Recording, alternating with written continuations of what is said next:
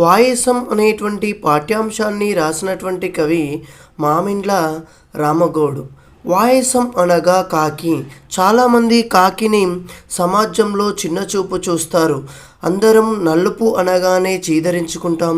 ఇంటి ముందు వచ్చినటువంటి కాకిని అరుస్తుందని చెప్పేసి దాని బాధను, దాని ఆలన పాలనను మనం అర్థం చేసుకోకుండా దానిని మన ఇంటి ముందు నుంచి వెళ్ళగొట్టేటువంటి ప్రయత్నం కూడా చేస్తున్నాం. కానీ కవి వాయసం కాకి యొక్క గొప్పతనాన్ని, కాకి యొక్క గుణాన్ని, కాకి మనల్ని ఏ విధంగా పలకరిస్తుంది, కాకి యొక్క బాధలను, నలుపు అంటే మనం ఎందుకు చీదరించుకుంటాము, నలుపు యొక్క గొప్పతనం ఏంటి, మరి నలుపు సమాజంలో ఏమేమి ఉన్నాయి, ఇతర వాటిని నలుపుని ఏ విధంగా మనము అంగీకరిస్తున్నాము అనేటువంటి చాలా విషయాలను కూడా చాలా చక్కగా ఈ పాఠం ద్వారా మామిండ్ల రామగౌడ్ గారు వివరించడం జరిగింది.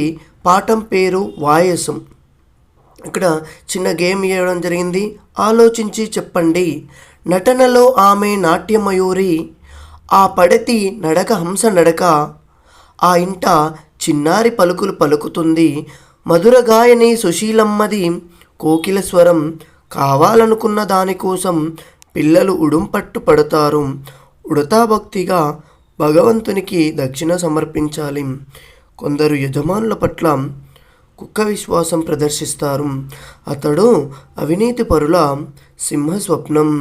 అంటే ఇక్కడ ఏమంటున్నాడు అంటే కవి, నటనలో ఆమె నాట్యమయూరి, ఆ పడతి, ఆ స్త్రీ నడిస్తేనంట హంసలా నడకైతే ఏ విధంగా ఉంటుందో ఆ విధంగా ఉంటుంది అని చెప్తుంది. ఆ ఇంట చిన్నారి మాట్లాడేటువంటి మాటలుట చిలుక పలుకులు, చిలుకలైతే ఏ విధంగా చిన్నగా మాట్లాడతాయో రామచిలుకలు సేమ్ ఆ విధంగా మాట్లాడుతుంది అంటున్నాను.